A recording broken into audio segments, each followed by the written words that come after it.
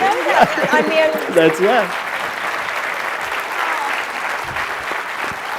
So, today I get to play a beardless version of James Lipton. I don't know if you've ever done Inside the Actors Studio, but I'm sure it's an experience. And what I mean by that's what we're going to do is that I want to ask you not just about the great movie that everybody saw, but everything that led up to it. So to begin with, just for the record, I think a lot of people think you're Australian. That's actually not entirely accurate, right? correct. Well, I mean, it is, but there's another piece of that story. I was born in Britain, and I lived there for the first 14 years of my life, and then my family immigrated to Australia. My mother's mother, my grandmother, is Australian, and so yeah, it was the early 80s. Things were tough in England at the time, and my mum kind of wanted to start over and had been to Australia just before that decision was made, and felt that it was, you know, a good way to change things up. And growing up, were movies or theater or TV a big part of your life or not? Yeah, I would say that they were. And I saw certain films that I probably shouldn't have seen too early on. And one of the first ones I remember was Don't Look Now. Yeah. And that really stayed with me. And I think that's possible why, you know, I became interested in that genre. Absolutely. Yeah. So for you, when was the first time that you actually tried acting, even if it was just something silly, just for fun? And part B to that, was there a moment that you remember when you knew this is what you were going to be doing? There is, but I didn't know, oh, I want to be an actress. I didn't know that it was a job, and, you know, I just knew that I was watching my mum on stage. We lived in this very small village, and every sort of festive season they would have a play or a musical or a bunch of skits or whatever. And I was about 5 years old, and I was sitting in the front row, and she was in My Fair Lady, and she was walking around the stage in this big, beautiful costume, and had this funny voice and a wig, and I kept waving to her, and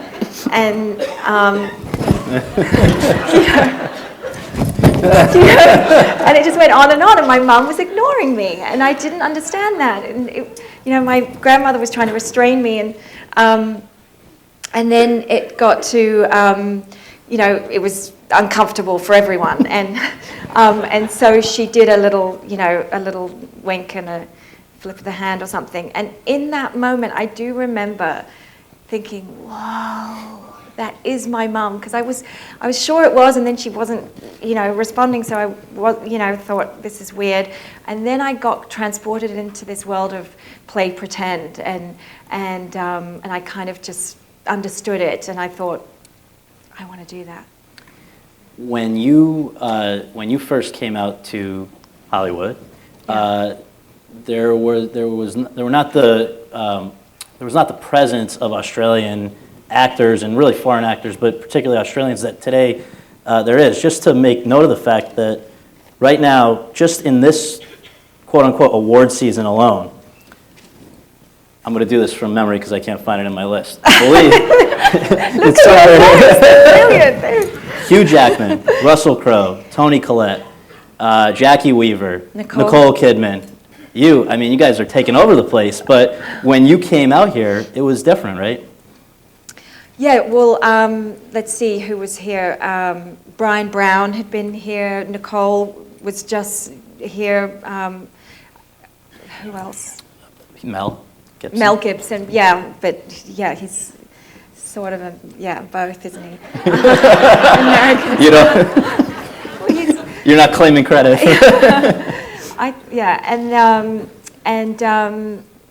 There were very few. There were very few. And what were and the ones that were here had sort of come over with Australian movies that launched them. Right. I didn't have any recognizable credits, and so basically, even though I'd done quite a lot of work in Australia, and I was known there, I basically had to start over again here, and I you know, did those 10 years of auditions and, endless auditions, and things were very different. It was before the emails and things like that, so you had to drive for hours across town just to get 2 pieces of paper that a casting director didn't have time to fax you. So it was very different. And you've talked before when we've done interviews about, I think there were times where you almost said the heck with it. It was not fun for some of those 10 years, right? Oh yeah, there was a lot of rejection, and it's just some people have a thicker skin, and I just don't think I had that, and took it very personally, and I, as I was saying to you before, I feel like I'm not great in front of lots of people and having to prove myself, and I feel like if I'm being tested, I'll try and give them what they want, and lose myself in the process, and it was very tough, and each time you got rejected, you just got a bit more wounded, and you ended up just showing up thinking, oh, I'll do this or I won't do that, and sort of diluting yourself into nothing. And I just, have got to keep thanking David Lynch, because he just blew all that away, and it was wild. I'll never forget that meeting. He, I got to the point where I was so like, oh, I won't take up too much time. I'll be quick, and and I walked in that room with him, and his face just lit up, and he looked at me in the eye. I wasn't used to that, and sometimes you wouldn't even get a handshake, and. If I may just say, I read that you said once somebody actually fell asleep in the middle. Not your fault, but they were just that that people can be that rude. Yeah, exactly. And David Lynch was just the opposite of that. He really spoke to me, and he was asking me questions. I was like, wait, you want to know this, really? And then it actually became a conversation. I was asking him questions, and that was it. Everything changed from there on. And I guess the even within that moment of your career, the moment where you knew that, I imagine where it first struck you that things were going to be different was after that first screening at Cannes. Is that fair to say? That is fair to say, yeah. I mean, and also, I was lucky enough to get this role in the David Lynch. At the time, it was a TV series. And it was going to be on ABC, and then they decided they didn't want to go with it. So literally the only David Lynch project that was not going to see the light of day, I was in. I was like, oh.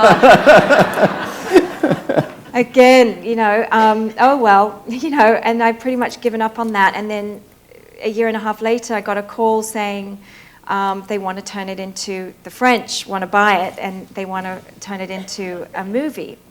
And thankfully, because of David Lynch's brilliant mind, he came up with a way to end it, and we shot an additional 20 pages and then made it into a movie. And I was so lucky because I got, with the way we shot the TV series, I was only one character, and then there was this other side of that character, which is an actor's dream when they're so opposite to each other. So I had suddenly a real way to showcase my work, and everyone sees David Lynch's films, and 2 different characters in the one movie. And then, got into Cannes, and I just remember that after, when the lights went up and the reactions just couldn't have been more positive. And I was sort of like, oh, wow, people are standing and clapping, and, lights are shining, this is weird. And then the next day, I had this incredible write-up, and then that just sort of kept going, and then suddenly agents were calling me, and it just changed overnight. Yeah. Wow. And I think one thing among many that distinguishes your career is that ever since then, first of all, you have worked unbelievably regularly, and also not only worked regularly, but produced at least, I would submit, one, or in many cases more than that, really noteworthy movie every year. And if you'll humor me, we're going to just touch on a few, but just before we do so, just to literally, this is not hyperbole. So the Mulholland Drive was 2001, or it came out in 2001. 2002, The Ring, 2003, 21 Grams, 2004, I Heart Huckabees, 2005, King Kong, 2006, The Painted Veil, 2007, Eastern Promises, 2000, I neglected to write down 2008, 2009, Mother and Child, 2010, Fair Game, 2011, J. Edgar, and now, of course, again with The Impossible. And there are so many that I'm not even touching upon, but these are just movies that everybody saw, certainly in the film community, and many of these were very profitable and hits. Everybody in the world saw The Ring, everybody in the world saw King Kong. And I just wonder, before I ask you specifically about any of these, is it that you don't like sleep, you don't like rest, or what's going on here? Wait a second. I had some babies in there. Yeah, that's where? What was the time? I don't know. You were on set maybe, but.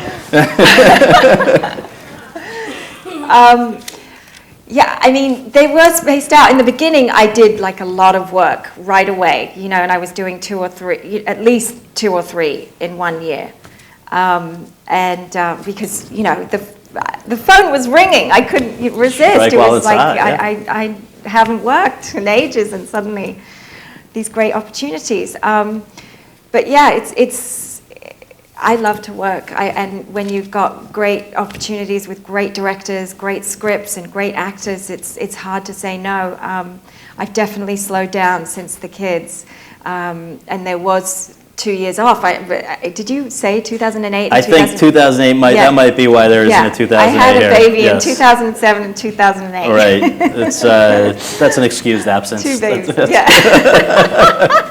So, but if we can, let's just touch upon a few of these. The Ring.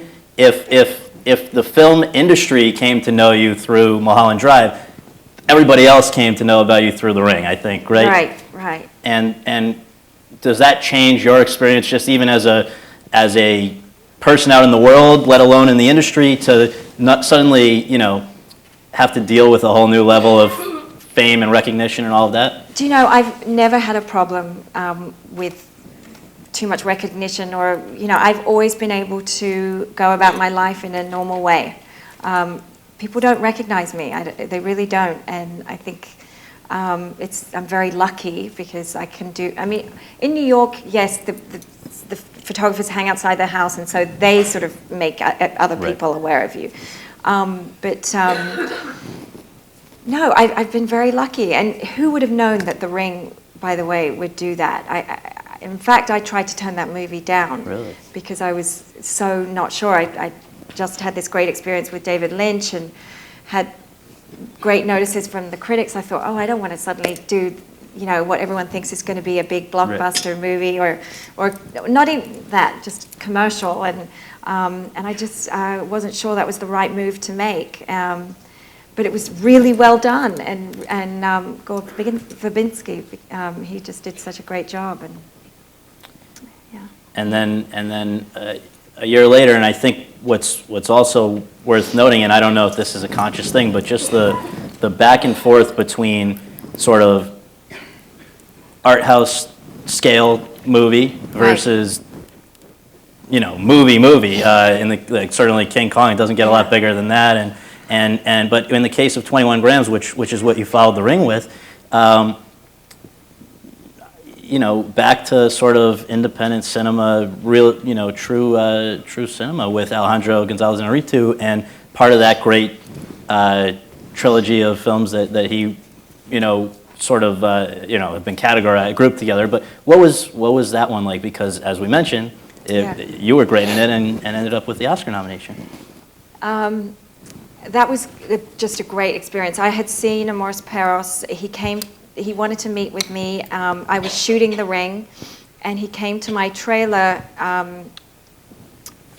with Guillermo and talked about the script and offered it to me basically on the spot.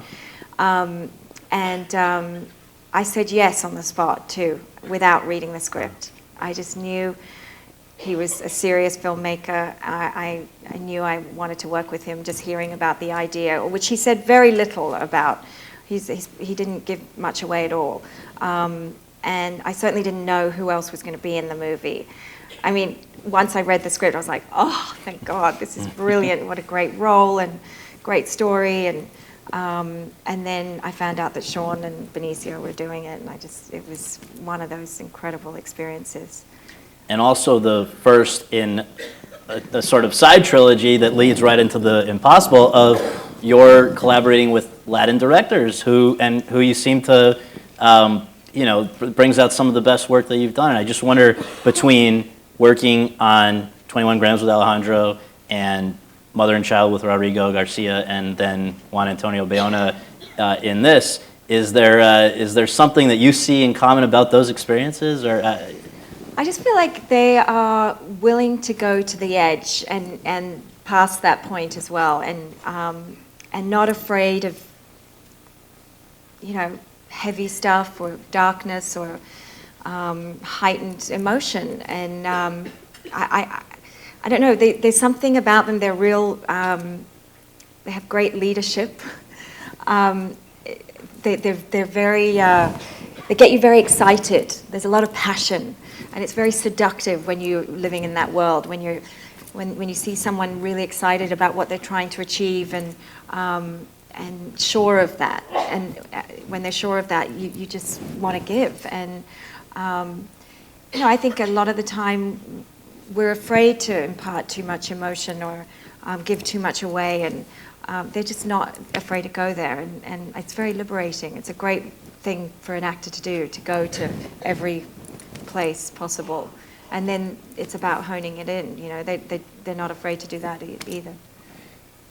A writer-director, another one who is certainly eccentric and has his unconventional methods, but brings out great work in people, is David O. Russell. And so to do I Heart Huckabees, can you sort of explain what it is like to work on a David O. Russell film? I've been listening to people who worked on Silver Linings this year, and it sounds crazy, but it obviously works. Yeah, I saw the film and thought it was wonderful, and I'm dying to hear about the process, because I haven't read or heard anything yet. But I loved working with him.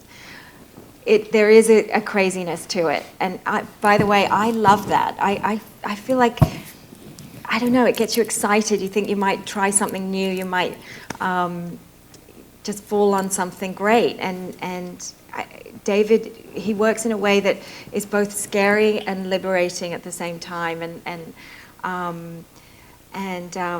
it's chaos, but it's great things can come out of that, and it's very freeing. You know you're going to fail, but you also know you possibly could, reach something that you definitely haven't done before. Interesting. So from working on these relatively low budget indie type movies like a 21 Grams, like a I Heart Huckabees, you then wind up, I'm sure that's skipping over a lot of consideration and what went in, but doing King Kong, sort of as big a movie as it can be, a CGI element, all these things. When you're plotting out your next move, and you now have to consider whether or not to do King Kong, what's the thought process that goes into that? Because of course the bar is set so high already. Well, I knew I wanted to do King Kong, even though, yes, such an iconic part and it's been done a few times. But Peter Jackson, that again, I think film is a director's medium. It really is. And I think, if you've got a strong filmmaker, something great can happen. A strong script is not enough. If it's in the hands of someone who is not sure of what they're doing, it can be destroyed. Whereas I think a great director can elevate mediocre material, although hopefully we're not talking about mediocre material, but every now and again you can see a director really take an okay idea and make it something brilliant. King Kong, I wanted to do it. It was sort of like something it was definitely something I hadn't done before. I thought, there's something beautiful and poetic about it, and I loved the feistiness of the character, and there's some humor, not a lot of humor in the movies I've done. So I was sure I wanted to do it right away. And just incidentally, I think a lot of people look at The Impossible and they say, how did they do this? There must have been CGI all over the place, and Right. Naomi's worked with it in King Kong. Maybe it's just, she's the specialist. In reality, how much CGI is there in The Impossible? Very little, and I mean, certainly everything I did was, there was no green backdrops or anything like that ever. Yes, King Kong, that was, months of that, and it was a very difficult way to work. I actually, apart from the CGI, it was also very physically demanding as well. Like, they had full-grown men in these sort of green leotards shoving me with these big sticks and and then up in the hand and being thrown around, and it was really, really tough. And I actually said to myself after that movie, I think I was like 35 or 36 at the time, and I said, I will never do something that physical again. But then I suppose it's like, it's sort of like childbirth. Right. You forget. Right. Give it a few years. Yeah.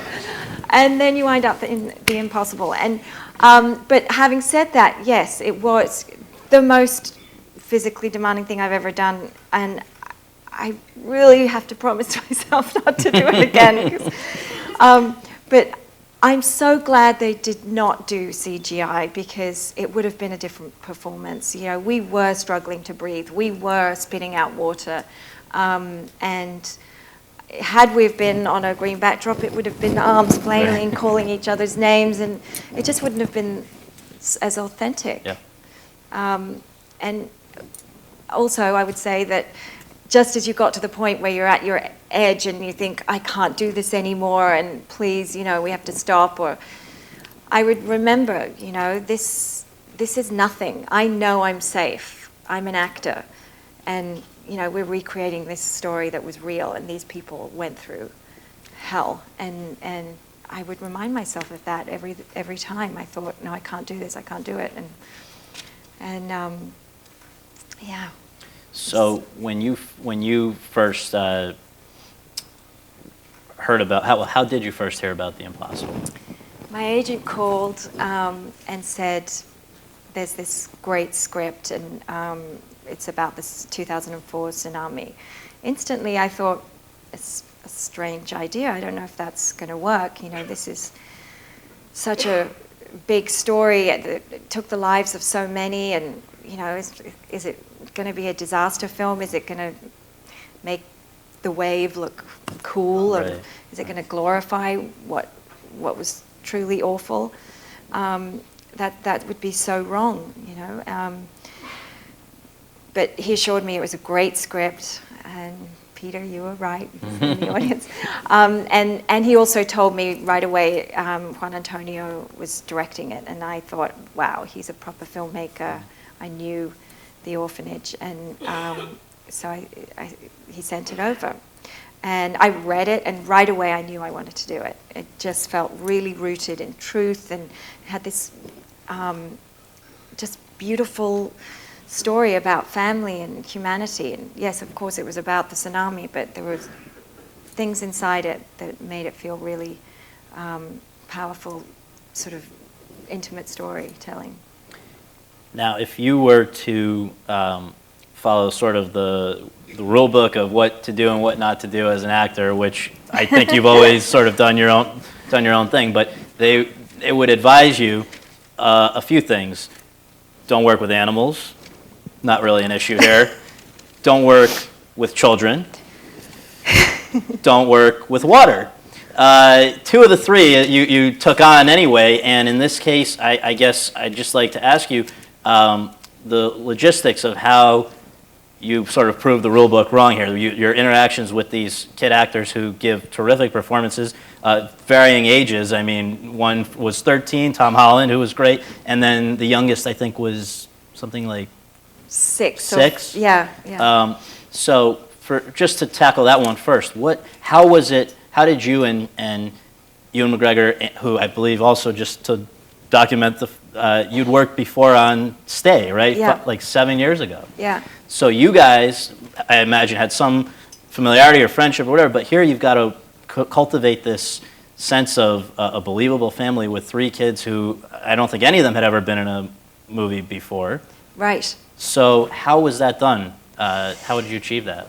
Well, A lot of rehearsal? yeah, we had a great rehearsal period, me and Tom. But as you saw, we're split for the movie, so I didn't have any rehearsal with the young ones. I'm not sure if Ewan did. I think he did, but probably not as extensive as Tom and I. Tom came with a great discipline because he'd done Billy Elliot for 2 years, or the stage play. Yeah, he's a singer and acrobat as well. As well as like a brilliant actor. Right. Anyway, we first met and we basically spent about a month rehearsing. And the first time we met, Juan Antonio made us do this bizarre exercise. He made us sit in front of each other and draw each other. I was like, oh, what's this?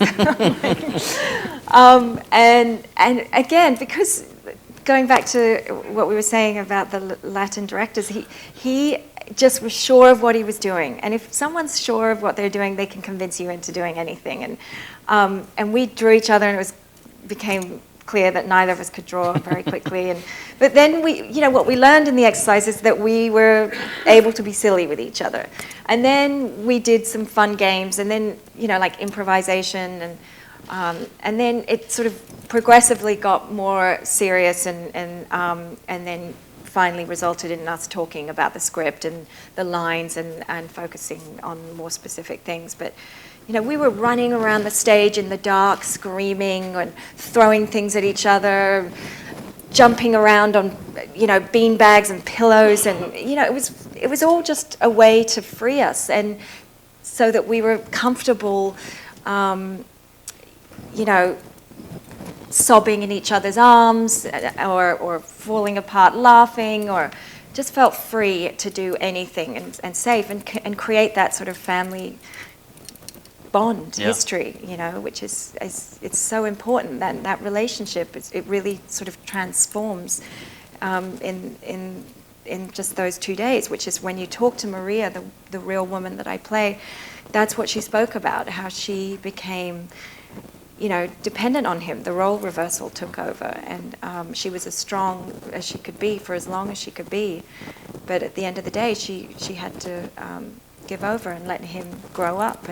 And if she was going to allow him to do that, it was important for her to impart wisdom, and that was to help other people. And so she sort of had to show him a way to grow up. And so then, in terms of the water and the sense of danger that is very believable throughout the whole ordeal of the tsunami. Since CGI was not employed, how logistically was it done that you look like you're going through hell there? Yeah, basically we were in the second largest water tank in the world, and they had these sort of tracks that had these giant, what looked like oversized flower pots, and we were anchored into them. And they would go down the track, or a train, it was like a train track. And we'd have side pumps and a current coming towards you, and then something pushing you, and then all the debris and everything, the pieces of rubbish were thrown in. And it got, more and more aggressive. It was tough. I found it to be incredibly exhausting. You wouldn't be able to do it too many times, because each time it took a while to reset and everything. Tom loved it. He thought it was like going to a water park or something. It's like, yeah! But by the way, we came in on thanks to you guys, a nice plane, and as I'm arriving, I see Tom Holland doing a backflip off the plane. Off the wing! I'm like, oh, God. He's also 14, and he has so much energy, and I'm not that. But I mean. And then we got to the emotional stuff in Thailand, of course, and he gave and gave and gave. And I saw this wonderful, wonderful young man. Well, actually, he was still a boy then. He's now a young man. Just give. And, I kept saying, are you okay? And, you really want to, because kids, like, you're always worried, like, how are they dealing with this? Are they absorbing too much? It's a little bit scary. But he was fine because, just after they called cut, he's off, having fun with his brothers or the other kids, and he was completely fine. And he wanted to do it. Like, he had a thirst for it, and loved everything the director said to him. And I think the director was just having, such a great time with him because there was nothing he couldn't do. Yeah. Which is very empowering, I suppose, for a director. Like, I'll just tell him to do this and he can do it. Tom was, I kept saying, are you sure you're okay? Do you want to save it? And he just wouldn't. He didn't really know what save it meant. And so I thought, oh, okay, I can't cheat then either. So we just, every angle, giant wide shots, he'd still be doing it. Wow. So he actually taught me things, 20 years in or more, I've been doing it now, and I found myself going, wow, yeah. And you guys got a lot more than you signed up for with this movie because it ended up, due to bad weather, going how much longer than you expected? Yeah, we were about 6 weeks over, 6 weeks over, and and a total of 7 months? Yeah. That's a long shoot. Yeah. Was that difficult to be away from home, to be away? I don't know if your family was with you or how it My worked. family was with me. Luckily, the kids were very young, and so, it wasn't like we were yanking them out of school or anything, but, and it was an adventure, we were riding elephants and collecting hermit crabs, and it was great for them. It was just such a great place to be. But yes, the weather really messed up the schedule, and he wanted it to be like paradise, which is what it was in those days, those 2 days, and we just got record-breaking rains, and we were only able to shoot like sometimes 2 hours a day, so it was tough.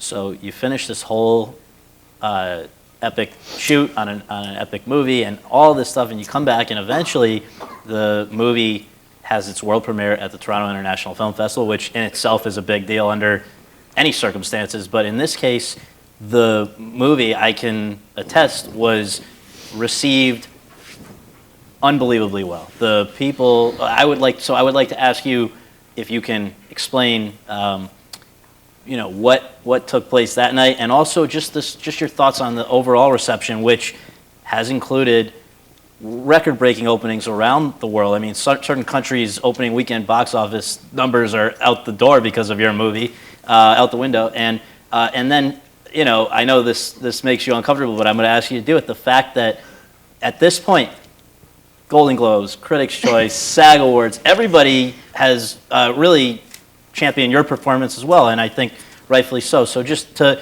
the initial reception and the now months later, how it's all come together, what do you make of it all? I mean, I'm very happy, especially because I really feel proud of this film, and it's about something that really touched me, and the woman I play, Maria, and I have incredibly close friendship now, having spent so much time with her, and she's just a true inspiration. So that, knowing that she feels great about the film was the biggest thing for me, and the initial thing. She wrote me this unbelievable letter, and I'm really pleased because I'm proud of the film and I believe in it too. That it is getting that kind of recognition. It's very scary too, though. It makes you very, very nervous, and it's exciting and scary. And for people who are coming out of this movie today and are excited about what's next for you, you have a pretty special project next, right? Yeah. I just finished filming. You're talking about Diana. I am. Yeah, I played Princess Diana. We shot that through the summer of last year. Yeah. I can't wait to see that, and I appreciate you giving us so much time, and this has been great. So congratulations on tonight in advance. Thank you. Thank you very much.